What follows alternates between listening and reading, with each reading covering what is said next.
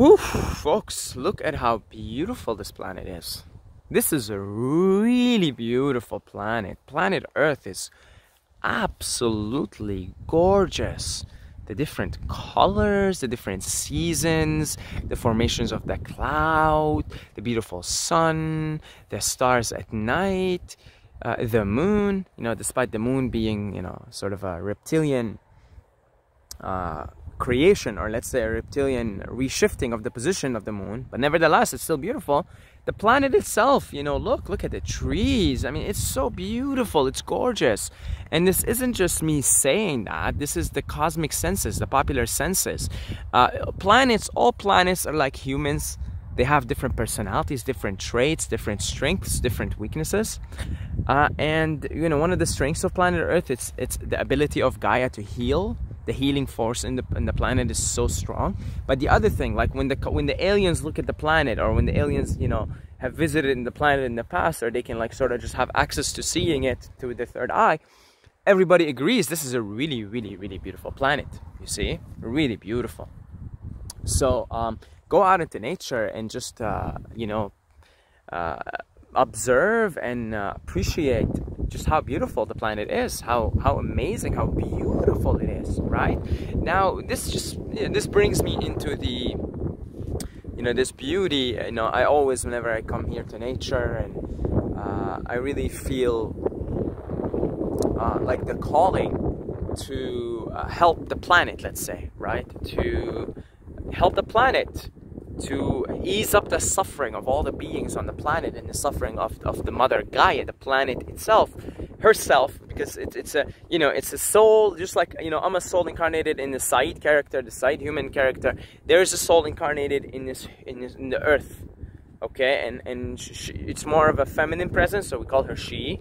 So we can call her Sophia or Gaia, and so I get a big calling to serve, to be a servant of the planet, to be a servant of the mother, to be a servant of maintaining the beautiful harmony and the balance and the beauty on this planet. You see, now this planet for close to 25,000 years has been hijacked by the dark forces, by the reptilians, particularly the Anunnaki. The reptilians, the Anunnaki, sort of most likely anyway, are reptilian beings. So it has been hijacked by the dark forces, and so hence all the suffering on the planet, hence all the pillaging and the raping and the destruction of the beauty of Mother Gaia. And this all brings me to the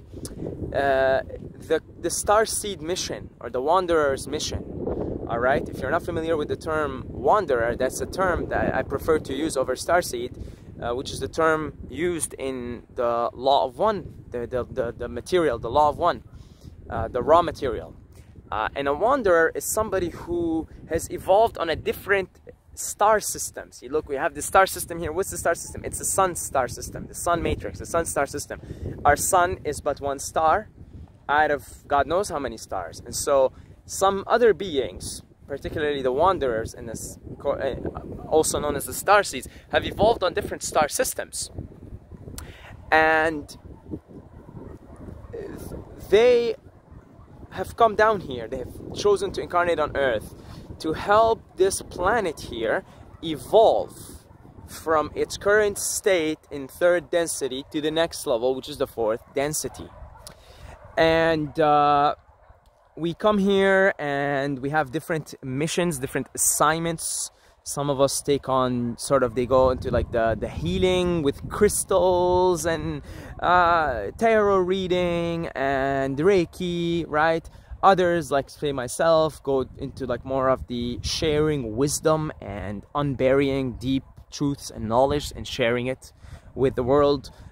So everybody has a different assignment, right? The game is elaborate, it's big, it's large. So there's a lot of things to do, and let me just do a quick zooming in here. So there's a lot to do. And, we're here to preserve the beauty because the planet is already so beautiful. All we have to do is just preserve its beauty. And so we do it according to each one of us's assignment, mission, right? So now you have to understand something. in the oneness, you know, in the oneness. Well, think of your body. Your body's one, right? You think, when you think my body, you think it's one. But look at your body. It's got hands, it's got fingers, it's got feet, head, eyes, nose.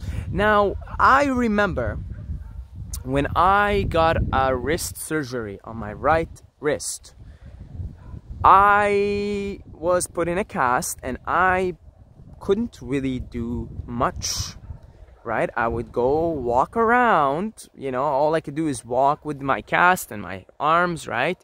But there's not much I could do. Whenever I did groceries, I had to go do, you know, buy food, I had to call my friend to help me, you know, because you know, my right hand, which is my dominant hand, dominant arm, was taken out. And as a result, my entire life was changed, right? There was most things that I would normally do, I couldn't do.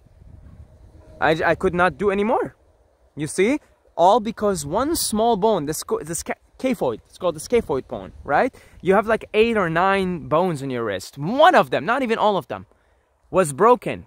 Has caused a complete change. Has caused a complete change in my behavior, a complete change in my life, and suddenly 70% of things that I was able to do before, I could no longer do, right? I couldn't write. I like to write in my journal. I couldn't write. There's so many things I couldn't do. Couldn't go and get, you know, groceries and food, and I couldn't really make food neither, because, you know, you've got one arm, right? So I had to use, you know, my friend's help and everything. So, you know, it taught me that if but one part of your body isn't working or is in pain, your entire body suffers. Okay? You may have a back pain, but that may have nothing to do with an direct injury to your back. It may have to do, and often has to do with like your neck muscles being imbalanced and your shoulder muscles being tense. And all of that pain is going to your lower back. So the point that is being made here, folks, is that everything's connected. And when one part of the body suffers, the whole body suffers, and either we all walk or none of us walks. That's how the game works. So even though many of us here watching this video, if not all of us actually, have come down from other star systems, we have long evolved past 3D, third density, in our own respective star systems.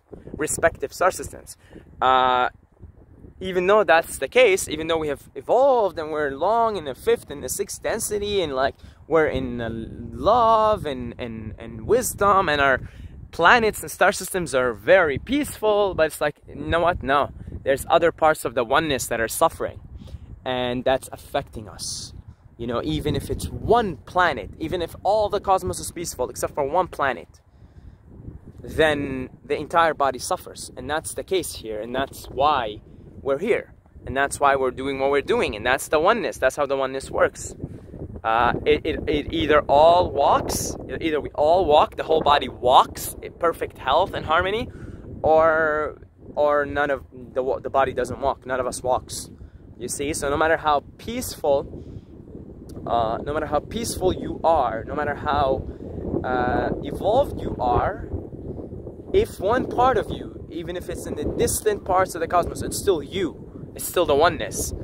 If but one part of you is suffering, then you have this inevitable urge in you to go and help. You see? And that's why we're here, and that's why we're doing what we're doing. You see, that's why we're here to help the beings on the planet, to help the planet ascend. This is the ascension process you hear of. We're here to help the planet ascend. Either we all walk or none of us walks. And the funny thing about all of this is the game goes on forever. You see? The game goes on forever.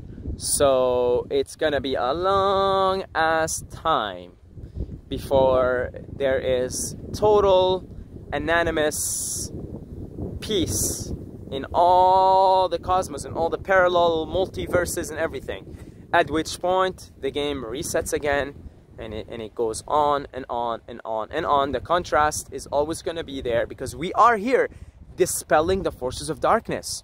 We are here fighting the darkness, aren't we not? We are here to dispel the darkness, which means to get rid of the contrast, that other contrast, because that's it now.